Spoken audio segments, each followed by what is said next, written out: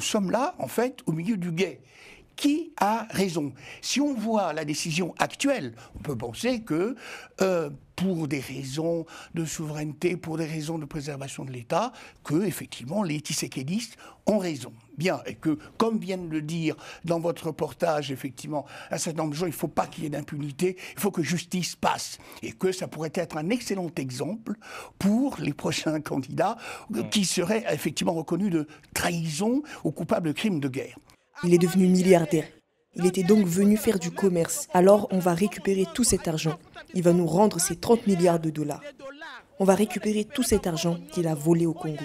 Qu'il retourne les mains vides de la même façon qu'il est arrivé avec de simples bottes. C'est tout. Il le mérite vraiment. En revanche, vous avez effectivement les kabylistes, on va les appeler comme ça, qui disent attention. Là, cette décision qui est prise, d'abord parce que la Cour n'est pas compétente, deuxièmement, il n'a pas été prouvé que les faits qu'on lui reproche sont avérés, même si ceci a été dit. Kabila est une bonne personne. Il ne devait pas avoir cette peine. Donc pour moi, cette peine n'avait pas lieu d'être. Ils ont vraiment mal agi. Ils ne la méritaient pas. Ils ne la méritaient pas du tout. Et puis attention, on a signé des accords, les accords de Doha, entre MC23 on y viendra sur les conséquences. Et donc ça peut poser un problème. Bien. Et ce problème-là, effectivement, ils disent que il faudra que l'on revienne sur ce procès qui est d'abord politique. Alors je m'arrête là. Oui. Certains vont jusqu'à dire, si on veut qu'il y ait la tranquillité au Congo, en RDC, soit Tshisekedi exerce son droit de grâce, soit il y a des négociations politiques.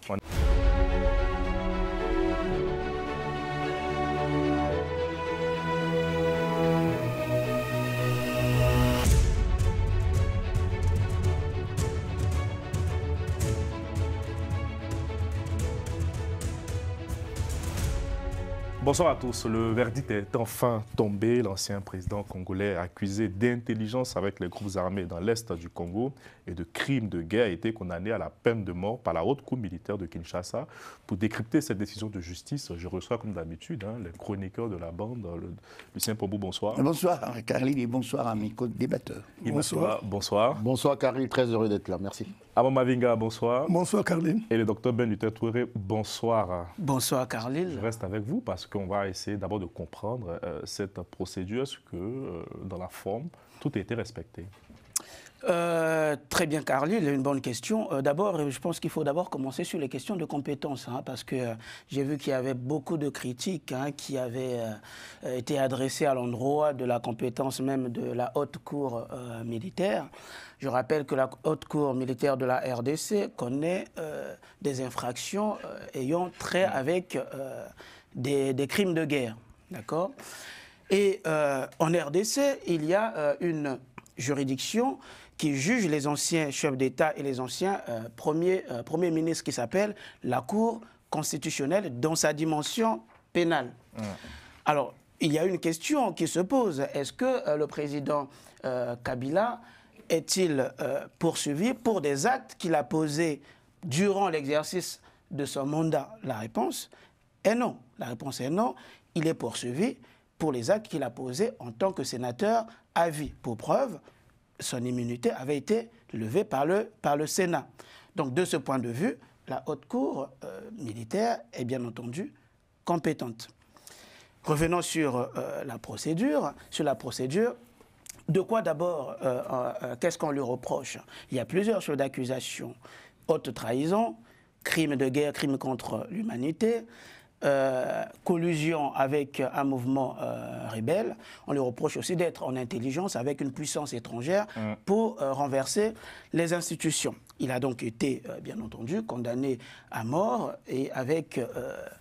il devrait aussi verser 33 milliards de dollars de dommages et intérêts à l'endroit de l'État congolais et des provinces affectées, puisque l'État s'était constitué partie civile dans cette affaire. Alors, pour revenir sur la procédure, il a été condamné par contumace, c'est-à-dire qu'il était absent. Il n'a pas été non plus représenté par ses avocats depuis le début de la procédure. Alors ça pose un problème au niveau du procès équitable, au niveau même du principe sacro-saint du contradictoire. d'accord, qui est un principe par ailleurs garanti par la Constitution de la RDC, par toutes les conventions internationales relatives aux droits de l'homme signées par la RDC. Mais toutefois, en droit pénal, lorsqu'il y a absence de la partie adverse, le juge peut rendre ce qu'on appelle un jugement par défaut. Un jugement par défaut, c'est le cas en l'espèce. Alors, avant de rendre le jugement par défaut, le juge procède à quoi? Il va d'abord vérifier si la procédure a été correctement respectée, c'est-à-dire, est-ce que le président Kabila a été régulièrement convoqué? Est-ce qu'il est au courant qu'il y a un procès qui est intenté contre lui? Si c'est le cas, donc il peut rendre un jugement par défaut. Alors, dispose-t-il d'un droit de recours pour contester cette décision? Je l'ai dit qu'il s'agit d'un jugement par contumace. Et lorsqu'il y a un jugement par contumace, il y a une espèce de recours qui existe qu'on appelle l'opposition. C'est-à-dire qu'il peut former opposition, mais à condition qu'il se présente devant cette juridiction, ou s'il est arrêté, bien entendu, il peut faire opposition. L'opposition aura donc pour effet de rétracter le jugement, d'accord, rétracter le jugement, et donc de reprendre la procédure dès le début. Okay? Il peut aussi saisir la Cour de cassation de la RDC, parce que j'ai été me promener dans le code de l'organisation judiciaire de la RDC. L'article 95 prévoit que la Cour de cassation connaît des litiges, on fait des pourvois, notamment pour des décisions rendues par la haute cour militaire. Mais toutefois, ce même code précise, en ses articles 153 et suivants, que pour certaines infractions, notamment les plus graves, haute trahison, crime de guerre, la haute cour peut statuer en premier et dernier ressort, c'est-à-dire plus de possibilité d'exercer un recours. Dans le cas d'espèce, les crimes pour lesquels le président Kabila a été condamné, ce sont les crimes donc de haute trahison et crimes de guerre. Il peut, s'il veut, voilà, donc cette voie est d'ores et déjà verrouillée au plan interne, au plan international. Il peut saisir la Cour africaine des droits de l'homme et des peuples, ou sinon le Comité des Nations Unies des droits de l'homme. Merci Dr Bernita Touré, en tout cas pour cet éclairage juridique. J'aimerais qu'on donne la parole aux Congolais. Notre journaliste, notre reporter Jemima s'est rendu dans les rues de Paris à la rencontre des Congolais pour recueillir les propos sur la condamnation de l'ancien président congolais, Joseph Kabila. Je propose qu'on l'écoute et ensuite on reviendra sur ce plateau pour débattre. Le verdict est tombé le 30 octobre. La haute cour militaire de Kinshasa a condamné Joseph Kabila à la peine de mort. C'est une première pour la justice congolaise parce que c'est la première fois qu'un ancien chef d'État a été condamné par la justice. Ce dernier avait été condamné pour trahison, pour complot, pour crime de guerre, mais également il a été reconnu comme étant le cerveau, le véritable chef de l'AFC M23. Nous sommes dans les rues de Paris et nous allons recueillir les avis de la diaspora sur ce verdict. En tout cas, il le mérite. Et d'ailleurs, est-ce qu'il était venu diriger ou faire du commerce au Congo? Il est devenu milliardaire. Il était donc venu faire du commerce. Alors, on va récupérer tout cet argent. Il va nous rendre ces 30 milliards de dollars. On va récupérer tout cet argent qu'il a volé au Congo. Qu'il retourne les mains vides de la même façon qu'il est arrivé avec de simples bottes. C'est tout. Il le mérite vraiment. Nous, la diaspora, c'est ce que nous disons. Tout était préparé. La messe était préparée et on savait tout ce qui devrait venir. Ce n'était pas surprise pour beaucoup de gens, mais je sais que la majorité des populations congolaises sont déçues de la justice. Et tant que lui-même, le président congolais, il dit toujours que la justice est malade. Mais en quelque sorte, c'est lui le patron de la situation qui est en train de dégénérer en ce moment-ci au Congo. Il est responsable numéro 1 de cette justice-là malade. Pour moi, il ne méritait pas la peine dont il a fait l'objet. Le pays va mal, on a besoin d'un président qui va bien nous conduire, qui va bien nous diriger. Kabila est une bonne personne, il ne devait pas avoir cette peine. Donc pour moi, cette peine n'avait pas lieu d'être. Ils ont vraiment mal agi, ils ne la méritaient pas.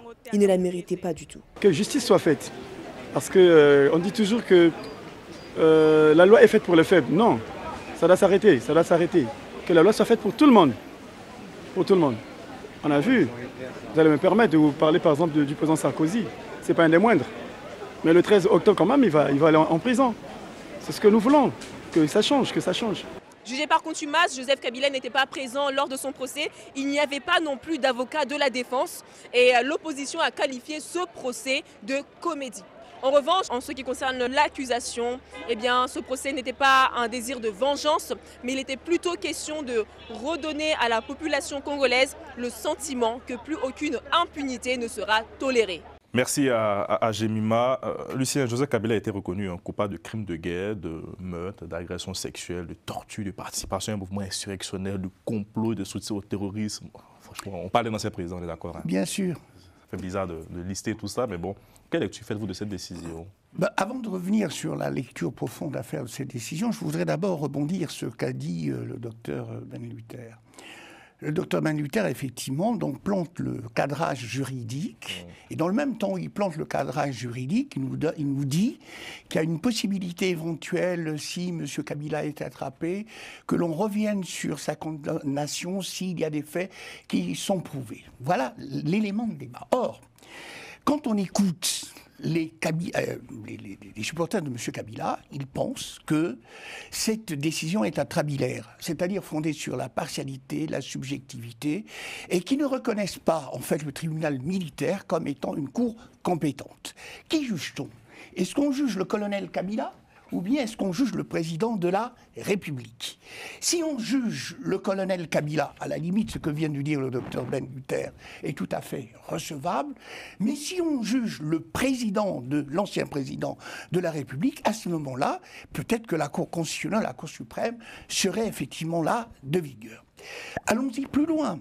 Le docteur, effectivement, dit dans son exposé que finalement il est condamné, c'est vrai, vous l'avez repris Carlyle, pour des crimes de guerre, crimes contre l'humanité, et on exige de lui, c'est pas vous qui le dites, mais c'est le docteur, et on exige de lui effectivement de payer 33 milliards de dollars. Mais sur quelle base, sur quelle preuve, comment a-t-on monté cette somme-là? Alors, allons plus loin. Qu'est-ce qui se passe aujourd'hui? Il se passe aujourd'hui que nous sommes en fait dans un débat qui est à la fois juridique et politique.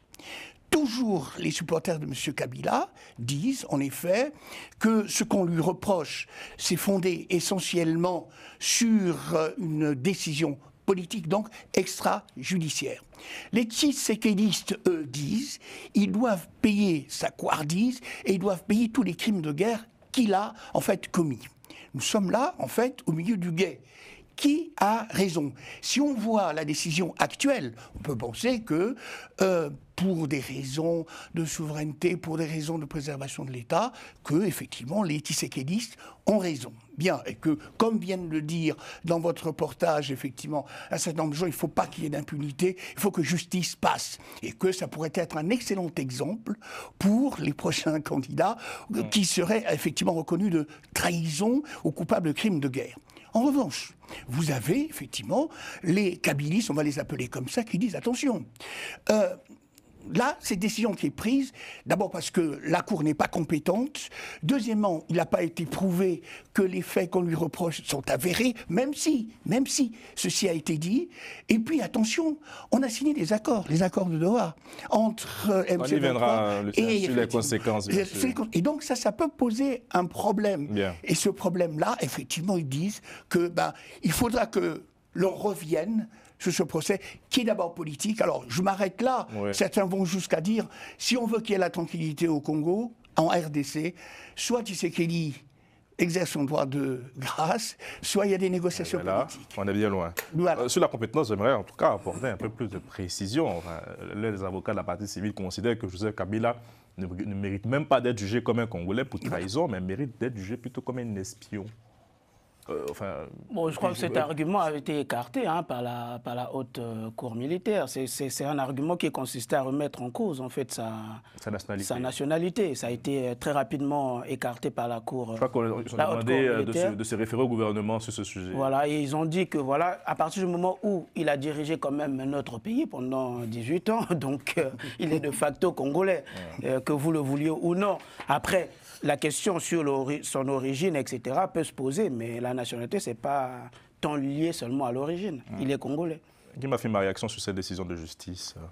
Alors, moi, je me félicite déjà du fait que l'argument sur la nationalité ou pas de Joseph Kabila posait problème, parce que moi, ça me gênait. Mais sur le plan juridique, je pense que le juriste a apporté des éléments factuels pour démontrer que ça a été écarté.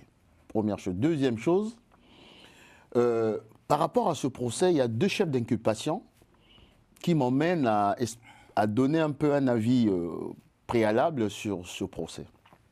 Le premier chef d'inculpation, haute trahison, qui a été reconnu, et collusion avec des forces étrangères. Intelligence avec les groupes armés. Avec les groupes armés. Et ça me ramène à l'histoire, en fait. L'histoire, pour moi, c'est Joseph Kabila qui arrive en 2001, par effraction.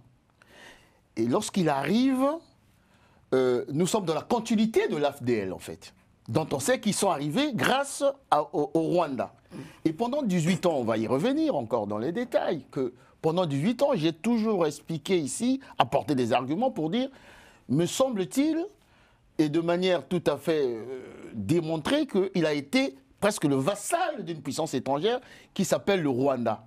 Mais en réalité, ce procès est pour moi l'un des épisodes de l'orientation stratégique du président Félix Tshisekedi qui, lors de la cessation de la coalition FCC-CACH, a dit « je vais déboulonner le système Kabila ». Pour moi, c'est un épisode, cet épisode dont lui-même Kabila a donné la possibilité au président Félix Tshisekedi de commencer à déboulonner. D'autant plus que nous avons eu une émission ici, et lorsque, et ça c'est le deuxième chef d'inculpation, collision avec une force étrangère.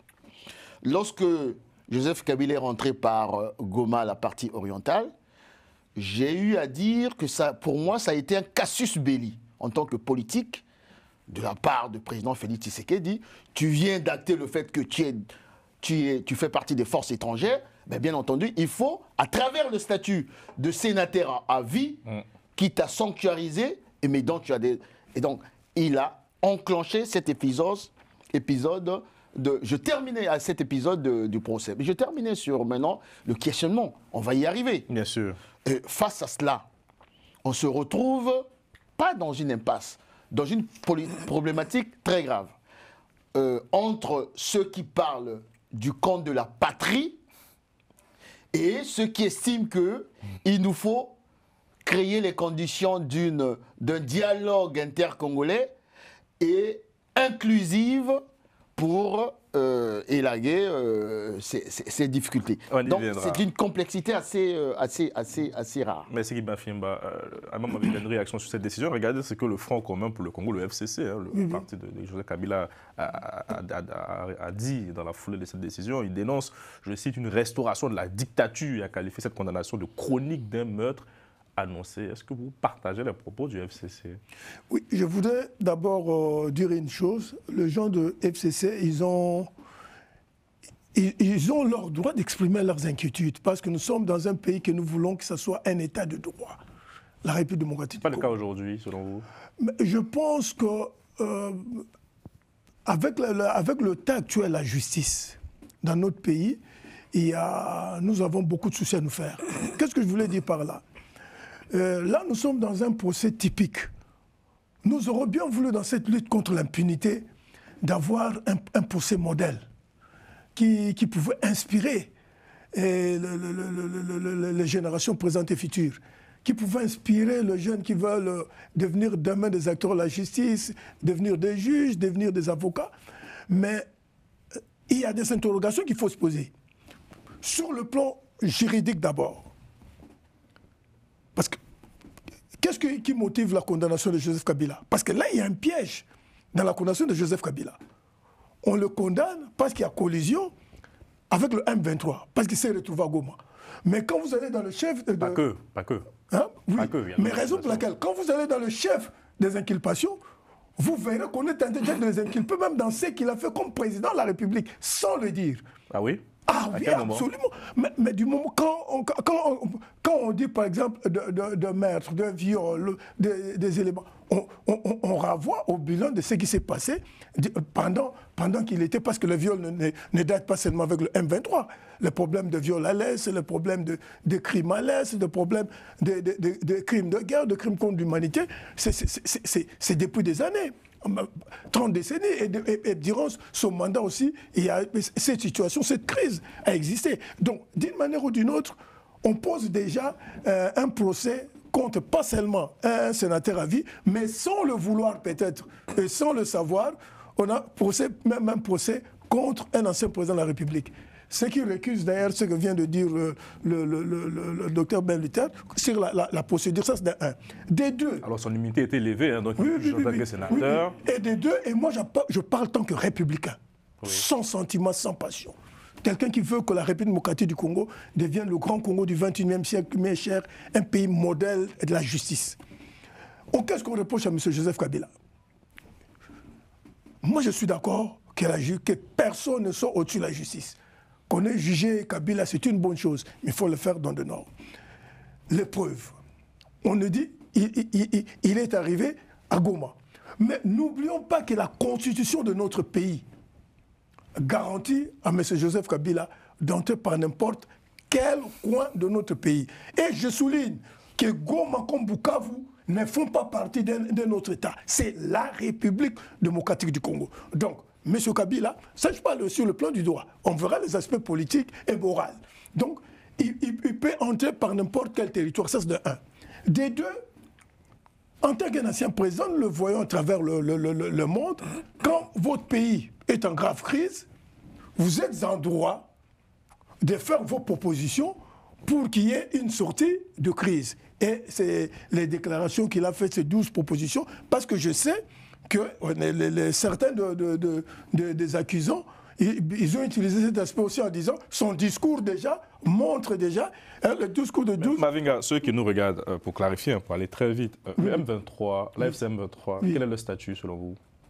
Bon, pour moi, le M23, je l'ai toujours considéré comme un mouvement rebelle exogène et plus... Rebelle exogène, on s'arrête là.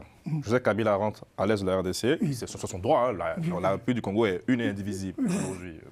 Goma ou Bukavu, ils font encore partie de la République du Congo à ce stade. Donc il rentre par l'est de ce pays, une zone occupée, il parle avec les rebelles par son statut d'ancien président. Pour vous, il n'y a pas une sorte d'intelligence avec l'ennemi. L'infraction qui est énoncée, à votre avis, ne laisse pas, ne crée pas une suspicion. Non, pourquoi j'aborde tous ces éléments? C'est important parce que si nous sommes en justice, nous ne sommes pas dans un querelle de sentiments ou autre. Quand il arrive, donc il a le droit d'entrer par Goma. Ou par n'importe où, par le Congo central. Et vous, ça ne vous gêne pas personnellement qu'ils choisissent la partie occupée? Maintenant, il y a un problème. Oui. Il entre là où il y a une rébellion, des gens qui ont pris des armes pour revendiquer ce que moi je trouve assez... des revendications qui ne sont pas totalement légitimes en ce qui me concerne. Il se retrouve dans ce milieu où il y a... Et c'est là où ça pose problème. L'autre partie, qu'est-ce qu'il dit? Parce que moi, je parle en tant que républicain qui regarde les aspects là, parce que nous, dans les aspects de la justice. Les autres disent qu'il n'y a pas de preuve, quand bien même qu'il est entré par là, parce que la Constitution lui confère ce droit-là, comme tout Congolais, d'entrer par n'importe quelle entrée, mais il n'y a pas des faits probants qui montrent, parce qu'il est entré par là, qu'il est nécessaire. De manière chronologique, le président Félix Tshisekedi, à l'époque, avait dit que derrière le M23 et l'AFC et compagnie, il y a Joseph Kabila. Alors, maintenant, qu'est-ce qu'il faut faire? Il passe par l'Est. Non, mais parce qu'il faut qu'on va parler. Mais il faut que les gens puissent comprendre ce qu'on dit. Enfin, sans pour autant valider un jugement. Est-ce que finalement, Joseph Kabila ne s'est pas donné lui-même le bâton pour se faire fouetter? Monsieur, non. Mais voilà ce que je veux dire. Parce qu'il faut trancher, il faut aller vite. Oui. Il faut que nous nous comprenions. Là, je suis en train de... J'ai fait comment on postule sur le plan de la justice les éléments. Ça, c'est la justice. Mais Joseph Kabila, est-ce que lui-même a rentré par l'Est? Mais le fait d'entrer par l'Est, non.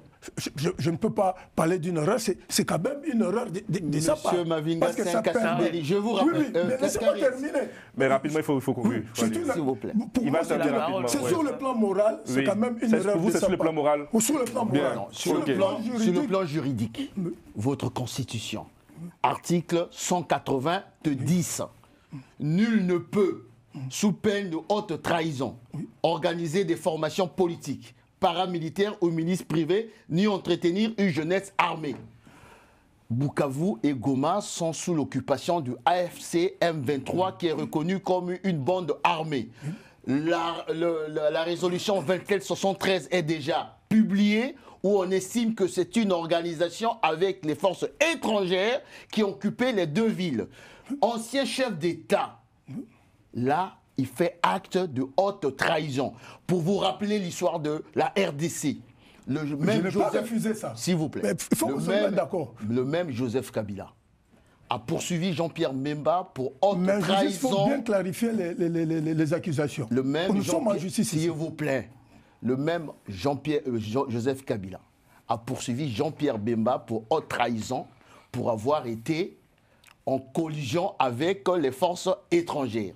Le même Joseph Kabila a poursuivi Roger Lumbala pour haute trahison pour collision avec le M23. Monsieur, il vous a posé une question claire, juridique, l'article 190. Et donc, le pouvoir politique à Kinshasa est dans son droit d'estimer, raison pour laquelle il a dit, il a donné le bâton pour se faire battre. C'est aussi simple que ça. Mais c'est ce que je dis. Mais les faits, si on veut aller plus loin, on vous a écouté longuement, si on veut aller plus loin pour renchérir par rapport à ce que le doyen Mafimba vient de dire, je me rappelle de la déclaration d'abord du président Kabila en Afrique du Sud. Il avait dit quoi? Que le M23, c'était un mouvement qui représentait les aspirations légitimes du peuple congolais.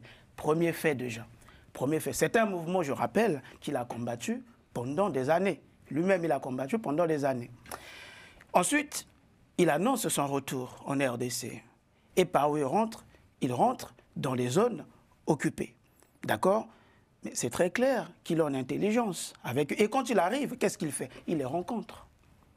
Il les rencontre, il discute. A-t-on déjà vu le président Joseph Kabila prendre la parole, dénoncer les actes que le M23, l'AFC pose? Non, on n'a pas vu ça. On n'a pas vu ça. Donc ça montre clairement que à Goma ou à Bukavu, ils se sentent tellement en sécurité. Et d'ailleurs, je rappelle que sa sécurité à Goma était assurée par le M23. Était assurée par le M23. Sa sécurité à Goma, on a vu les images, était assurée par le M23. Donc il est très clair, clairement établi et conforme à l'article 190 de votre constitution, la constitution de Kabila, parce que c'est lui qui le disait, hein, c'était ma constitution. Il est de ce fait. Je voudrais parce que c'est important de clarifier ce sujet. Au-delà même du fonctionnement de la justice, on y reviendra. Oui, bien sûr. Il y a une attitude quand même qui pose question d'un ancien président qui rentre dans une zone occupée. C'est comme si l'ancien président ukrainien il rentrait par la zone, par Zaporizhzhia et compagnie. Alors, Carly, je voulais ajouter à ce dossier qui est un peu complexe, pour reprendre ce que dit Magloire, qui a été cadré par le docteur Luther, effectivement, sur le principe suivant. Bien sûr qu'il y a eu trahison. C'est net. Si on regarde effectivement les textes, il y a eu trahison. Mais la question qui nous laisse un peu insatisfaits, qui juge-t-on? Est-ce qu'on juge un ancien président de la République? Est-ce qu'on juge Kabila citoyen? Est-ce qu'on juge Kabila sénateur à vie? On laisse Lucien terminer, monsieur. Il a été président de la République. Que fait-on de ça? Non, ça, il n'y a pas de lien. Ah, comment ça?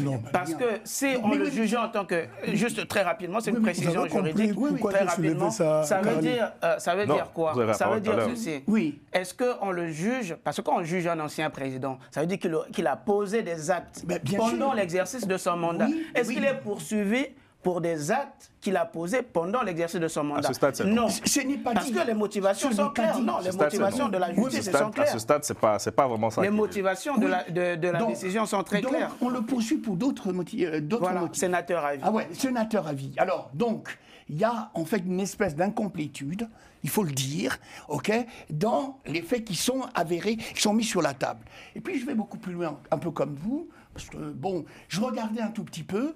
On nous dit, en effet, dans un journal, alors je ne sais pas ce que dit un journal, si c'est la vérité, que M. Kabila est condamné, mais qu'il garde tous ses biens. Oui, effectivement, c'est ce que le mais juge... c'est quoi ça? Alors, qu'est-ce qui se passe? Je peux donner une explication très rapide. La haute cour n'a pas décidé de la confiscation, effectivement, des biens, car cette peine n'existe pas. Oui. Voilà. Ben, ça n'existe pas en fait. Ça veut pas, c'est pas parce que vous êtes condamné pour crime de guerre, crime contre l'humanité, que vos biens sont concernés, ça n'a aucun lien. On reproche quand même aussi à M. Kabila, et ça n'a pas été dit, des crimes économiques.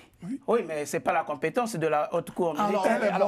Les montants, ça va sur la base de ça. Mais donc, en fait, ça, c'est pas de la compétence. S'il a commis des crimes économiques, ça veut dire qu'il les aura commis. Et les 30 millions, c'est sur base de ça. commis pendant son mandat. Et à ce moment-là, c'est la compétence de la Cour constitutionnelle. Tout à fait. Alors, maître, voilà, c'était pas... reconnaissez avec moi que nous sommes dans une espèce d'imbroglio juridique, politique, ok, et judiciaire. En tout cas, regardez ce que Human Rights Watch dit, désolé pour mon anglais, en condamnant Kabila à mort, Kinshasa expose les failles de son système judiciaire. Ben oui. C'est la communauté internationale qui... Que pouvaient dire encore ces ONG?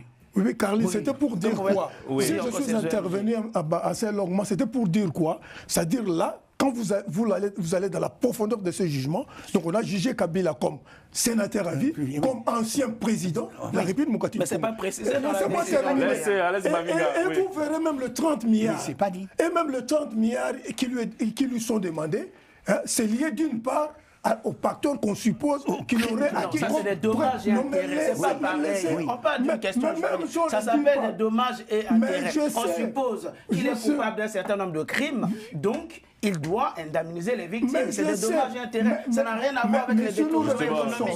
C'est une question de responsabilité. On est en train de réfléchir. Donc, il n'y a pas de problème. Nous réfléchissons ici. Allez-y. C'est-à-dire, quand je vois le 30 milliards, je me dis bien sûr, comme l'a dit, quels sont les indicateurs économiques, financiers qu'ils ont fait pour demander 30 milliards. Et ça pose problème. C'est lié à ce qu'il aurait eu comme pactole, comme ancien président de la République. En tout cas, Human Rights Watch a condamné, en tout cas, a affirmé que Kinshasa expose les failles de son système judiciaire. La chaire congolaise des droits de l'homme aussi a dénoncé le verdict en le qualifiant, je cite, de justice de vengeance et partiale, tout en décriant le manque de respect des droits de la défense. Bon, écoutez, les propos des ONG, ce n'est pas l'évangile selon je ne sais quoi. Hein?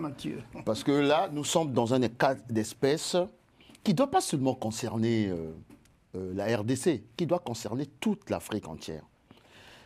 Tous, nous avons assisté à l'instrumentalisation des justices de nos pays respectifs pour tel ou tel problème, pour éliminer tel ou tel concurrent. Mais en l'espèce, il est démontré à travers l'article 190, parce que lui-même, Joseph Kabila, a eu à l'utiliser à un moment T, que ce monsieur, pour un drame qui dure 30 ans, que ce monsieur a été rendu coupable de collision avec les puissances étrangères, rendu coupable de haute trahison. Je vais aller plus loin.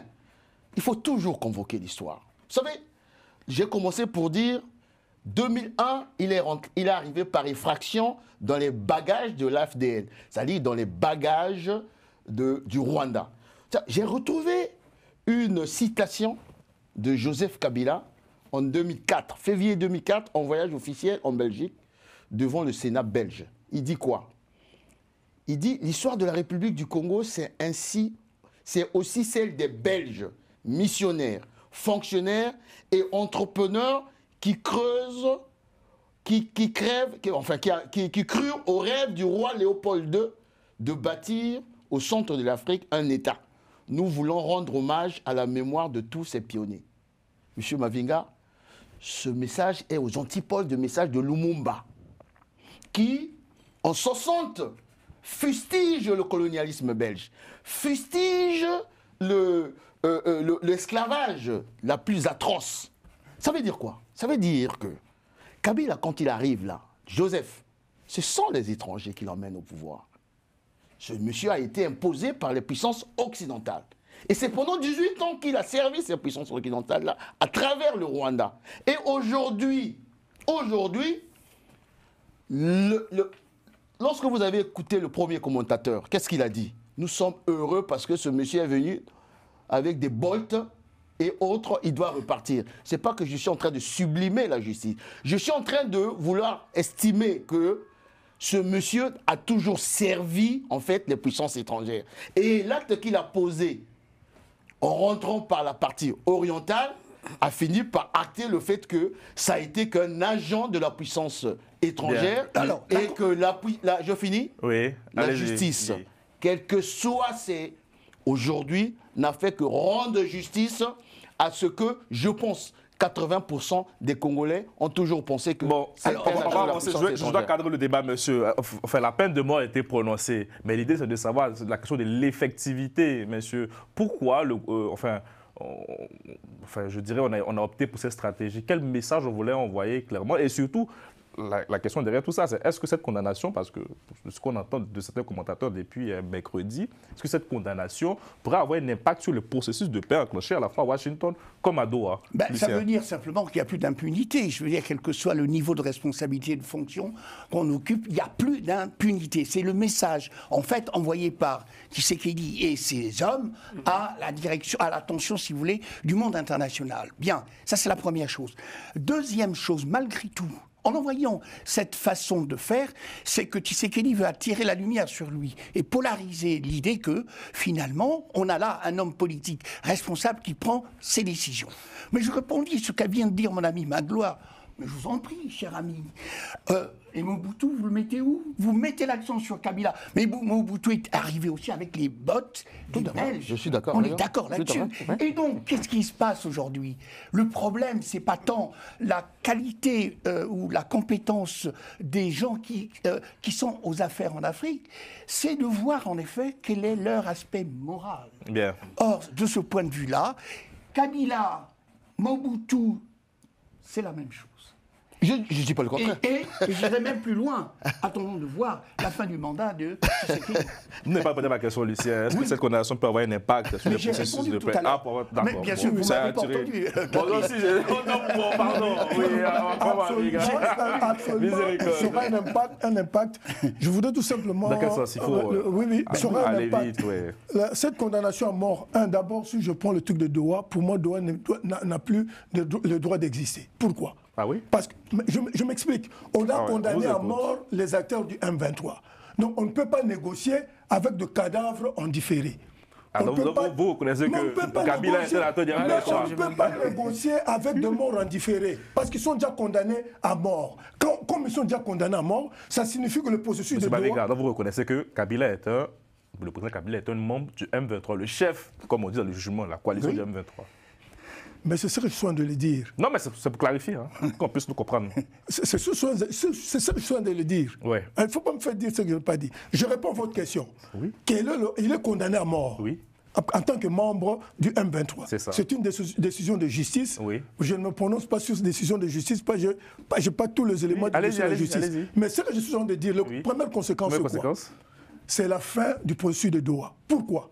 Sur le plan logique, si on est logique, on ne peut pas traiter avec des cadavres en différé, des morts en différé. Ils sont tous condamnés à mort. Mais ça, c'est logique aussi. On peut pas, si on se dit qu'il n'est pas chef du M23, quid alors de son impact sur le... Il est condamné à mort. Il est condamné à mort en tant que membre du M23. Quelles conséquences sur la négociation? Mais c'est logique. Il est condamné comme membre du M23. Il n'y a pas que lui. Il y a le Nanga, il y a le Bissimo. Ils sont tous condamnés à mort. Pourquoi? Parce que parlons de conséquences. Conséquence, déjà, le processus de Doha est déjà mort. Ça, c'est le premier élément. Le deuxième élément, cette condamnation à mort de Kabila, pour moi, c'est aussi maintenant la mort officielle de l'ordre politique que nous avons hérité de l'accord global et inclusif de l'Afrique du Sud, qui a amené la transition et qui a amené le processus démocratique que nous avons aujourd'hui. Pourquoi? Parce que là, c'est une fin, c'est une autre chose qui commence. De trois, sur le plan de la justice, Ça doit nous interpeller. C'était sur les accords de paix, c'était ma question, sur les accords de paix. Sur les accords pour vous, c'est la mort de Doha. Mais sont logiques. Ils sont tous condamnés à mort. Très bien. Alors, je poursuis. Il a raison de dire que c'est la mort de Doha. Pourquoi? Oui, Lucien. Alors, réintroduisons l'aspect, j'allais dire, humanitaire et géographique dans les relations internationales. N'oublions pas que Kabila appartient, qu'on le veuille ou non, hein, même s'il est congolais, à cette partie de l'Est. N'oublions pas son influence sur les acteurs et sur les groupes armés dans cette partie-là. Alors, si vous voulez me faire dire qu'effectivement, il reconnaît qu'il appartient à MC23, je dis oui. Ah, mais non. Sans logique. Bien sûr, je dis oui, mais sauf que, sous les accords de Washington, par exemple, que vont faire les Américains? Les Américains, comme ils savent d'habitude, vont dire, attendez, dans un pays où il y a une condamnation à mort, etc., c'est nous qui allons maintenant imposer la façon de faire. Donc, M. Tshisekedi, quoi qu'il fasse, se lie les mains. Mais selon nos confrères d'Afrique Intelligence, regardez, plusieurs pays de la SADC ont fait part de leur mécontentement auprès de Kinshasa. Là, l'exécutif congolais a temporisé ce dossier. Enfin, non, je voulais ajouter, parce que c'est ça que je voulais ajouter. Donc, après le décès de Doha, c'est-à-dire, on doit quitter Doha pour rentrer. Maintenant, on avait quitté l'Afrique pour aller à Doha. Mais maintenant, on reprend le chemin inverse. On doit quitter Doha pour aller en Afrique. Parce qu'il y aura maintenant... Très rapidement. D'abord, je crois que dans votre question, il y avait d'abord le volet exécution de la décision. Sur l'exécution de la décision, je ne vois pas le président Kabila venir à Kinshasa pour se faire livrer. Donc je pense que d'un point de vue politique, on peut dire que c'est une dissuasion. Mais je crois que dans la décision, c'est mentionné, si je vais trouver mes mots, on ordonne de l'arrêter. Hein. Oui. Donc, il est arrêté, parce que j'ai parlé tout au début. Un mandat d'arrêt. Oui, il va y avoir un mandat d'arrêt international. C'est pour ça que j'ai dit, s'il se laisse arrêter, il a la possibilité de recours, de faire opposition. Donc il n'y a rien de symbolique, hein. Il y a vraiment cette volonté d'aller le chercher. Il n'y a rien de symbolique, mais de lui-même, je ne vois pas qu'il vienne se présenter. Voilà, je suis là, arrêtez-moi. Donc il y a un mandat d'arrêt qui va être lancé. Mais pour revenir sur l'impact de sa condamnation sur le M23. Le doyen parlait des morts en différé. Mais je rappelle que les Bissimois et autres ont été déjà condamnés à mort. Pourtant, ça ne les a pas empêchés d'aller à Doha. Oui, moratoire oblige. Ça ne les a pas empêchés d'aller à Doha. Donc c'est un faux débat. Donc Kabila condamné à mort, condamné parce qu'il est en intelligence avec l'AFC et le M23, bien entendu que ça peut geler le processus. À votre avis, on va vers ça aujourd'hui? Je pense que on peut aller vers ça. Il y a un fort risque qu'on y aille vers ça. Mais qu'à cela ne tienne, à Doha, qu'est-ce que le M23 et l'AFC réclament? L'amnistie. Ben oui. Donc ça peut être aussi une opportunité. Et donc il pourra bénéficier de cette amnistie. Il pourra bénéficier de ça aussi, voilà. À ce sujet, en fait, on passe à une deuxième étape. La tentative de déboulonner le système Kabila, qui était plébiscité par la majorité des gens de la RDC. Je ne sais pas si M. Maviga était lorsqu'on avait lancé cette tentative de déboulonner Kabila, parce que 90% à l'époque ne voulaient plus de Kabila. Mais j'ai comme l'impression qu'aujourd'hui, on trouve quand même des vertus à Kabila. Non, mais je termine. La transition sans Kabila, ça vient de moi. Donc c'est pour dire que je ne fais pas des choses par sentiment. Je termine juste en disant que cet épisode-là, on passe à un deuxième épisode. Et ça va être maintenant la capacité d'homme d'État du président Tshisekedi, d'abord de créer ce véritable compte de la patrie. C'est-à-dire que ceux qui estiment que lorsqu'on a pris des armes contre ce pays, on devient automatiquement hors la loi, comme le stipule l'article 190. Ça, maintenant, il faut avoir une expertise politique pour créer ce compte de la patrie. Hélas, avec ce que j'ai vu avec Moutamba, ce que j'ai vu avec Caméré, ça pose un problème. Mais deuxième problème, c'est sur le plan international. Sur le plan international, rappelez-vous de la réaction ou bien d'une sortie de M. Boulos à l'époque. Il disait Kabila ne vaut absolument plus rien. Parce que les États n'ont que des amis, n'ont que des intérêts, n'ont pas d'amis. M. Boulos, il avait dit ça? Et il avait dit ça au cours d'une sortie. On lui avait posé une question, il avait dit, à la rigueur, c'est une capacité de nuisance qui ne représente plus grand-chose à la rigueur. Pourquoi? Parce que pour les Américains, ils savent amener un curseur à droite comme à gauche. Maintenant, il y a une capacité de nuisance non négligeable, sinon décisive du côté de Joseph Kabila. Il ne faut pas le négliger. Vous avez parlé de la réaction de la SADC. Ouais. Mais pendant 18 ans, M. Joseph Kabila a donné des gisements, Des minerais. À tous les chefs d'État de la sous-région. C'est pas pour rien qu'il a fait ses sorties depuis l'Afrique du Sud. C'est pas pour rien que la Sun City est partie de l'Afrique du Sud. C'est pas pour rien que dernièrement, on a voulu organiser un dialogue inter-congolais en Afrique du Sud, en Namibie, au Zambie et autres. Donc, aujourd'hui, il y a un défi au niveau, et d'ailleurs le fameux mandat d'arrêt international, on va voir quels sont les pays qui vont réagir. D'où j'arrive à cette conclusion, la complexité de ce problème, c'est qu'aujourd'hui, j'ai la conviction malheureuse que beaucoup de pays, dont la sous-région, dont le mien, veulent jamais avoir un RDC stable, pacifique, parce qu'on a besoin absolument d'avoir un RDC plus ou moins faible pour continuer à piller. D'où la balle, pour moi, repart du côté du président Félix Tshisekedi. S'il ne se met pas au-dessus d'un nombre d'États, ça va être très difficile parce que Joseph Kabila va exploiter cette mégestion interne pour tirer les ficelles et craindre ce qui nous est arrivé, vous savez, au Congo en 1997, un chef d'État qui était parti de manière tout à fait régulière, qui est revenu par effraction parce qu'il a utilisé tout simplement les divergences internes. En tout cas, l'Union sacrée de la Nation a réagi ce matin en disant les tenants d'un régime qui se nourrissait des assassinats de nos compatriotes, des pillages et d'autres violations des droits de l'homme n'ont aucune leçon à nous donner. Point à la ligne. Ouais.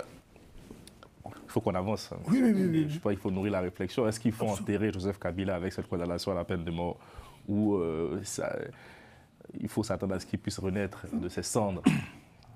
Moi, je pense que l'avenir n'est à personne. Il faut faire très attention. Il ne faut pas enterrer vite M. Joseph Kabila parce qu'on l'a condamné à mort, mais on ne l'a pas encore exécuté.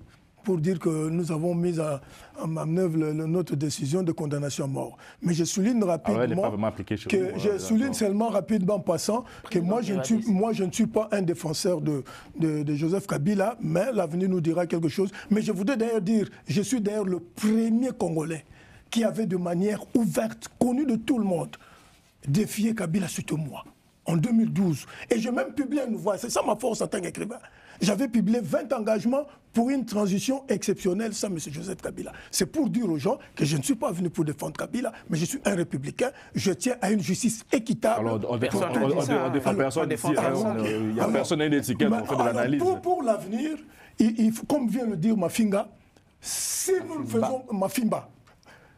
ne faisons pas attention, on vient de donner des arguments au M23 avec ce procès de condamnation à mort de Kabila pour se dire il faut prendre le CLC qui nous reste maintenant, c'est le combat armé et la paix ne peut passer que par le mais ce n'est pas notre volonté. Monsieur Mavinga, vous savez très bien qu'on a eu des gens qui ont dit qu'ils allaient marcher sur Kinshasa. Non, je ne dis pas qu'ils vont marcher sur Kinshasa. Le footing s'est arrêté un peu trop tôt. Hein. Non, non, mais ce n'est pas un argument pour pas aller dialoguer aussi. Non, je ne dis pas. Nous sommes pour un dialogue inclusif pour tout le monde, mais nous ne sommes pas pour ceux gens qui ont pris des armes. Moi, j'ai toujours condamné la M23 et j'ai toujours reconnu que c'est un groupe terroriste. Pour moi, ils font partie du terrorisme camouflé des États, donc je ne peux pas les appuyer. Mais je dis, l'avenir, moi je ne peux pas transiger de ce que sera demain. L'avenir de Joseph Kabila, tout va se jouer au niveau du jeu des acteurs. Si nous ne mettons pas la bonne gouvernance,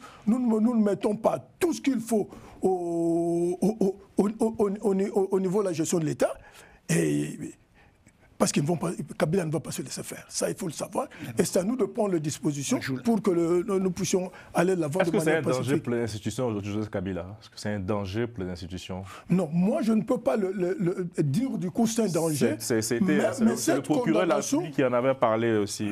Bon. Mais c'est un danger, il faut dire les choses comme elles se présentent. S'il est jugé coupable de haute trahison, l'objectif c'est quoi? C'était de renverser les institutions. Ouais. Donc c'est un danger potentiel. Bien. Voilà. Mais moi, je dis la chose suivante. Ouais. Le fameux moratoire de 2003, qui a été rendu effectif en 23, maintenant 24, qui n'est jamais applicable, même quand on est condamné à mort, laisse une voie de respiration à M. Kabila.